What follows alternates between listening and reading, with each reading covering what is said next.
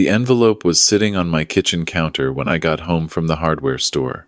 Plain white, no return address, my name written in handwriting I didn't recognize. I set down my bag of caulk and weather stripping and stood there looking at it for a long moment before I picked it up. 63 years of living teaches you that some things are better left unopened. I opened it anyway. Inside was a single index card with 7 words printed in block letters. Your son's fiancée is not who she says. I turned the card over. Nothing on the back. I walked to the window and looked at the street outside, half expecting to see someone watching the house. The street was empty. A neighbor's dog was barking 2 houses down. Somewhere a lawnmower was running. Ordinary Thursday afternoon sounds in an ordinary neighborhood in Dayton, Ohio. I set the card on the counter next to the caulk and stared at it for a long time. My son James was getting married in 11 days. I want to be honest about what kind of father I am, because it matters to understanding everything that came after. I am not a warm man. I was never the father who coached Little League or drove the carpool or showed up to every school play with a video camera. I worked. I worked the way men of my generation were taught to work, with my back and my hands and whatever brain God gave me, and I built something from nothing. A small commercial roofing company started with 2 trucks and a crew of 4 that grew over 30 years into a regional operation with 40 employees and contracts across 3 states. My wife Sandra understood this about me when she married me, and she never complained. Not once in 31 years. Not until the cancer took her 4 years ago. James understood it too, I think, though understanding something and being at peace with it are different matters. What I am saying is that James and I were not close in the way fathers and sons in movies are close. We loved each other in the blunt, inarticulate way that men who don't speak easily sometimes do. Holidays, phone calls on birthdays, Sunday dinners when he was in town. He lived 40 minutes away in a condo in Columbus, and we saw each other maybe twice a month if things were going well between us, and once a month if they weren't. Diane changed that, or seemed to. He brought her to Sunday dinner 8 months ago, and I saw immediately why he was in love with her. She was 32, 10 years younger than James, with a bright, particular kind of energy that fills a room without demanding it.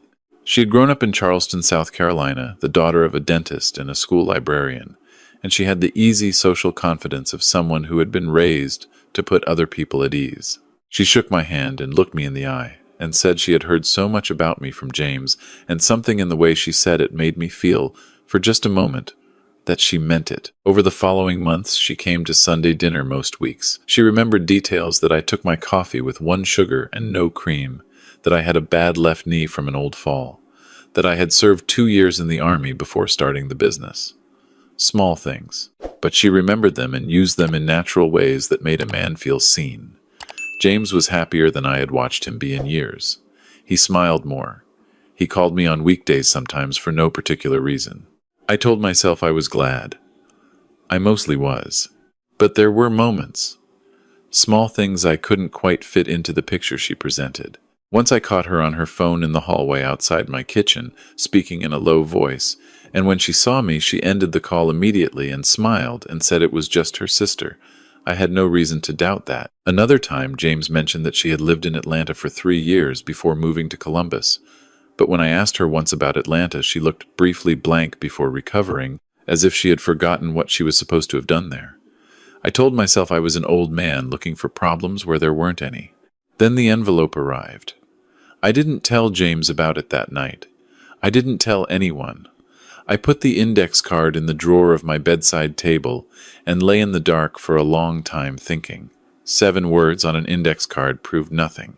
Anyone could have sent it: a jealous ex, a disgruntled friend, someone who simply didn't like Diane for petty reasons. People meddle. People are cruel sometimes. I knew that. I had known that my whole life. But I also knew what the envelope had done to the feeling I carried about Diane. It had given that feeling permission to be something more than vague unease. It had named itself. I waited 3 days. On the 4th day, I called a man named Walt Greer. Walt had done investigative work for my company for 15 years. Background checks on new hires, occasional vendor fraud cases, once a workers' comp situation that turned ugly. He was 68 years old, semi-retired, and he operated out of a 2nd-floor office above a dry cleaner in Springfield that smelled permanently of pressed fabric and burnt coffee. He was the most thorough man I had ever met in my life. I gave him Diane's full name, Diane Maureen Calloway, her date of birth, her social security number from the guest list information James had shared with me for insurance purposes, her stated history, as she had described it to us over the months. Walt listened without interrupting, and when I finished, he said he'd have something for me in 7 to 10 days. He called back in 5. I drove to Springfield on a Tuesday afternoon and sat across from him at his desk, with the window unit rattling behind me and the smell of dry cleaning seeping up through the floorboards. Walt had a manila folder in front of him, and he opened it slowly, the way a man does when he wants you to understand that what's inside took effort to compile. Diane Maureen Calloway had grown up in Charleston, South Carolina. That part was true. Her father was a dentist. That was also true. But she had not gone to the University of South Carolina, as she had told James and told us at dinner. She had attended for 1 semester, withdrawn, and the reason for the withdrawal was a conduct matter that had been resolved administratively and sealed. Walt could not access the sealed record, but he had spoken to 2 people who were students there at the time, and the word both of them used independently was money. After South Carolina, she had spent 8 years moving between cities: Charlotte, Nashville, Memphis, Atlanta. Each city, roughly 2 years. In Charlotte, she had been engaged to a man named Donald Hess, a commercial real estate developer 12 years her senior. The engagement had ended abruptly 6 months before the planned wedding date. Donald Hess had declined to speak with Walt, but his former business partner had not. The words he used were, "She cleaned him out." In Nashville, there had been a man named Ray Burgess, a divorced auto dealer in his late 50s. They had dated for 14 months. Ray Burgess had filed for bankruptcy 11 months after the relationship ended. Walt had found Ray Burgess living in a rental apartment in Murfreesboro, and Ray had agreed to speak on the phone for 20 minutes. He said he had lent Diane money in amounts that seemed reasonable at the time, and had never been repaid. He said he had helped her brother with a business investment that turned out to be non-existent. He said he was still paying off what she had cost him. There was a brother. His name was Patrick Calloway. He was 38, 3 years younger than Diane, and he had a plea deal on a wire fraud charge in Tennessee. 2019, 18 months probation. Fine paid. Record technically clean now, but not invisible to someone who knew where to look. He was currently living in Columbus. Walt had his address. Columbus, 40 minutes from my house. The same city where James lived. I sat in that office for a long time after Walt finished. The window unit rattled. A car horn sounded on the street below. I was thinking about James, about the way he smiled now, about the phone calls on weekdays, about how happy he had been these 8 months. I was thinking about Sandra, about what she would have said. Sandra always saw people more clearly than I did. She would have seen Diane in the first month, I think. She would have found a way to tell James without destroying anything. Sandra was gone, and James was getting married in 6 days. I paid Walt, took the folder, drove home, and sat at my kitchen table with a yellow legal pad and worked through what I knew and what I didn't know and what I needed to find out before I could do anything at all. What I knew, Diane had a pattern. The pattern was specific. She identified men with assets usually older, usually successful, usually not the kind of men who talk much about what they have.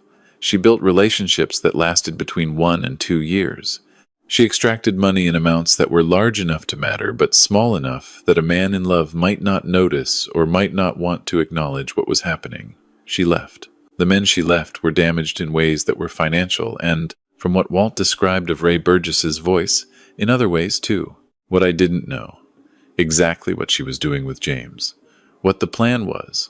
Whether her brother was involved, this time the way he had apparently been in Nashville. What I needed to find out. All of it. And I needed to find it out without tipping her off, because a woman who had done this 3 times was not a woman who would stay still once she knew she'd been seen. I thought about going to James directly. I thought about it for a full evening, pacing my living room with the legal pad in my hand. He was 42 years old. He was not a naive man. He had a master's degree and ran a successful IT consulting practice and had been taking care of himself since he was 25. If I came to him with a folder of investigative findings about the woman he loved and was planning to marry in 6 days, one of 2 things would happen.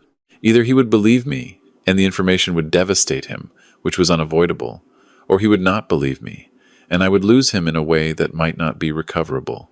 Men who are in love do not receive well the news that the love is a mechanism. I needed more. I needed something James could see with his own eyes and not explain away. I went to Patrick Calloway's apartment. I want to be clear that I am not a man who does things like this. I had never surveilled anyone, never followed anyone, never sat in a car outside a building watching a door. It felt wrong in a way I couldn't articulate, less like detective work, and more like a violation of some agreement between people about how they treat each other. But I sat in my car across from Patrick Calloway's building on a gray Wednesday morning with a thermos of coffee and Walt's folder on the passenger seat, and I waited. He came out at 10:15. He was a tall man, lean, with the kind of tan that comes from time outdoors rather than vanity. He was dressed well better than a man living in that building should have been dressed. He got into a leased BMW and I followed him, keeping 3 cars back the way I had seen it done in movies and hoping the reality was similar enough. He drove to a coffee shop on the east side of Columbus. I parked and went inside. He was already seated at a corner table with a laptop open and a coffee in front of him. I ordered at the counter and took a table 2 away from his, angling my chair so I could see his screen without being obvious about it. He was on a real estate website, not browsing studying. He had several tabs open, and he was switching between them with the focused attention of a man doing research rather than window shopping. Properties in the Dayton area. I could see that much. Then he switched to another tab, and I could see from the partial view that it was a financial document of some kind, a spreadsheet, before he tilted the screen and I lost the angle.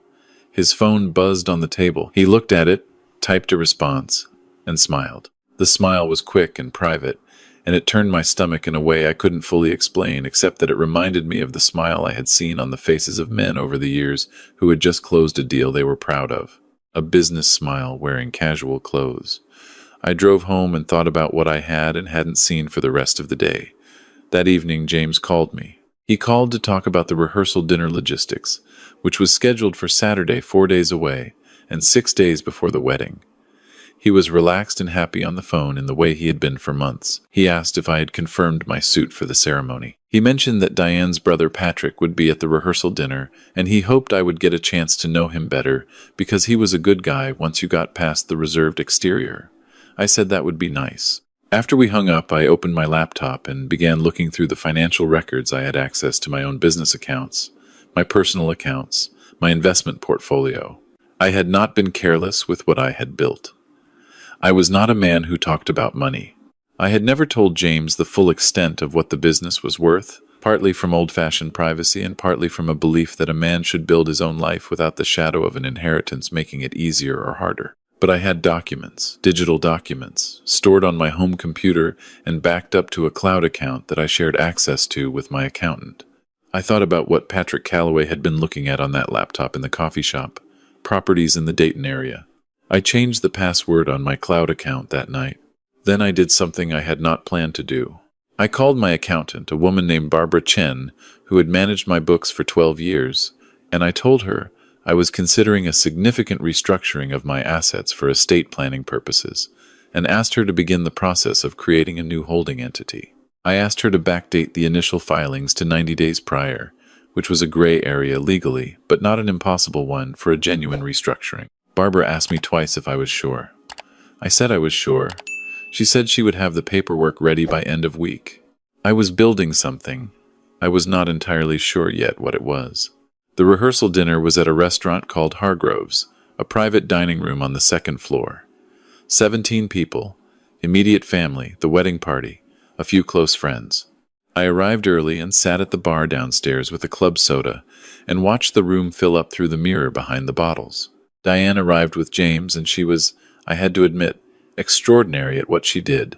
She moved through the room, touching arms, remembering names, laughing at the right moments. She was wearing a dark green dress and her hair was up, and she looked like exactly what she appeared to be, a warm, intelligent woman who was going to make my son happy. I watched her and felt the cold weight of what I knew, and thought about how many men before James had sat in a room watching her, and felt the same comfortable certainty. Patrick arrived alone 15 minutes after the others. He was wearing a sport coat, and he had the same tan, and the same well-maintained look I had seen outside the apartment building. He shook hands with people he was meeting for the first time, and I watched his eyes. His eyes did what Diane's eyes never did, they assessed. Every hand he shook, every room he entered, his eyes moved with a quick professional inventory that had nothing to do with social warmth. He came to me last. "You must be James's father," he said, and shook my hand. Firm grip, direct eye contact, the whole presentation. "Richard, Diane talks about you." "Good things, I hope," I said. He smiled. "Mostly." We spoke for 7 or 8 minutes. He was good.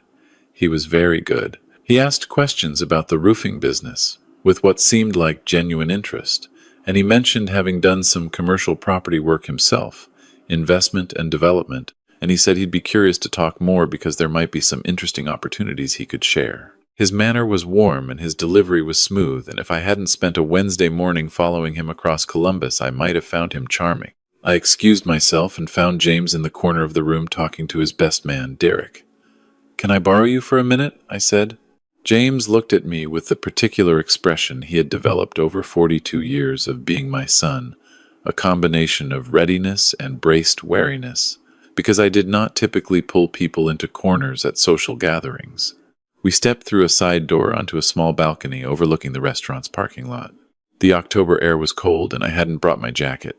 James had his sleeves rolled up, and he crossed his arms against the chill and looked at me with that same expression and said, "What's going on, Dad?" I had planned a careful opening. I had drafted it in my head during the drive over, but standing there in the cold with my son looking at me, the careful opening dissolved, and I said, instead, the only true and necessary thing: "I need you to listen to me for a few minutes and not say anything until I'm done." He was quiet for a moment. Then he said, "Okay." I told him everything.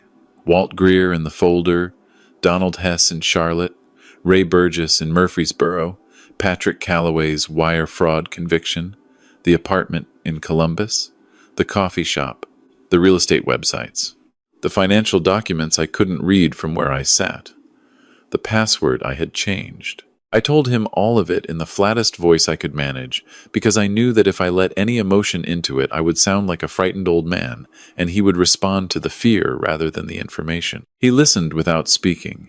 His face changed in ways that were difficult to watch, a slow rearrangement of certainty into something less stable. When I finished, he stood very still and said nothing for almost a minute. Then he said, "How long have you known?" 8 days. "Why didn't you come to me immediately?" "Because I needed more than a feeling and an index card." He was quiet again. A car pulled into the parking lot below us, and its headlights swept across the balcony railing. James was looking at the middle distance the way he did when he was processing something, a habit he'd had since childhood. "She could have a brother with a record for reasons that have nothing to do with her," he said. "She could. The other men could have misrepresented what happened. They could. She's not the first woman to have a difficult financial history." "No," I said. He looked at me. "But you believe it." "I believe the pattern," I said. "I believe what I saw on his face when he walked in tonight. I've been in business for 30 years, James. I know what someone looks like when they're working a room for a reason that isn't personal." He was quiet for another long moment. Then he said something I hadn't expected. "I found something 2 weeks ago," he said, "on her phone. I wasn't snooping. She left it open on the counter, and I saw a message from Patrick. I didn't read the whole thing. I closed the screen. I told myself it was nothing." He paused. "But it's been sitting with me." "What did you see?" He looked at me. "He called you the primary asset." The cold settled into something colder. We stood on that balcony for another 10 minutes, and we planned. James was the one who suggested the approach. He had more clarity in that moment than I would have had in his position, and I told him so. He said that was because he had had 2 weeks to half prepare for something, even if he'd been trying not to. He said the most important thing was that we not confront either of them directly, because a direct confrontation gives a person the chance to respond in the moment, to cry, to deny, to reframe, to make the person doing the confronting look paranoid or cruel. What we needed was for them to reveal themselves. We went back inside. For the next 2 hours, I behaved like a man who was happy to be there. I talked to Diane about the wedding flowers and asked questions about the honeymoon plans with what I believe was convincing warmth. I talked to Patrick for 20 minutes and let him tell me about the commercial property investment ideas he had mentioned earlier, nodding with what I hoped looked like interest. At one point, in the middle of a story he was telling about a development deal in the short north, I said, as if it were a casual thought just arriving, that I had been considering liquidating some of my business holdings for estate planning purposes and redirecting into real estate. I mentioned a figure. It was a real figure, not inflated, but real. The approximate current value of my primary holding company. Patrick's expression didn't change. He was too good for that. But his eyes moved the same way they had moved when he walked in, quick, assessing, then back to warm and engaged. "That's a significant move," he said. "I'd love to talk to you more about that. There are some vehicles that could work really well for your situation." "I'd like that," I said. "We agreed to meet for lunch on Monday. I said I would bring my accountant." He said that sounded perfect.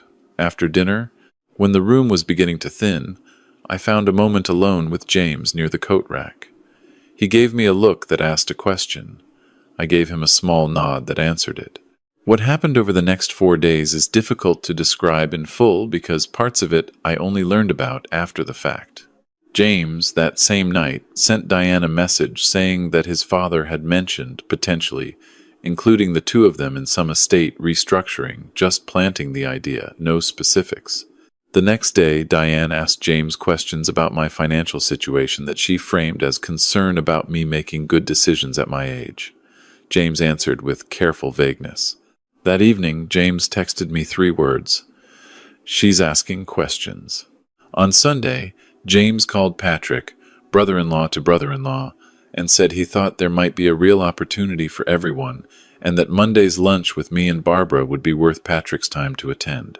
Patrick agreed immediately. Barbara was the piece I was most nervous about. I called her Saturday morning and explained the situation. Not everything, but enough. I told her we were going to a lunch where someone was going to try to move me into a financial arrangement, and I needed her to play along with the early part and then, at the right moment, to present the actual restructuring documents she had prepared. The documents that showed that the holdings Patrick Calloway thought he was positioning himself to access had already been transferred 90 days prior into a trust whose beneficiary was a veterans charity Sandra had supported for years, and a small but real portion to James directly and irrevocably. Barbara said she wished she could do this sort of thing more often. We met at a restaurant downtown. Patrick was already there when Barbara and I arrived. He was dressed sharply, and he had a leather portfolio in front of him, and he shook Barbara's hand with the confident ease of a man who expected the meeting to go in one direction. For the first 40 minutes it did go in his direction, or seemed to. He had done research, real research. He knew the approximate value of my primary assets, which told me that Diane had been thorough in whatever she had gathered from James or from other sources. He had a development project in the Dayton area, a mixed-use commercial property that he presented with glossy materials he produced from the portfolio. The numbers were constructed to look compelling. The entry point was specifically sized to be large enough to be significant, but not so large as to seem absurd. The documentation had the texture of legitimacy, without quite being complete. I asked questions. They were the questions of a man who was interested. Patrick answered them with the fluency of someone who had done this before. Then I looked at Barbara and gave her the small nod we had agreed on.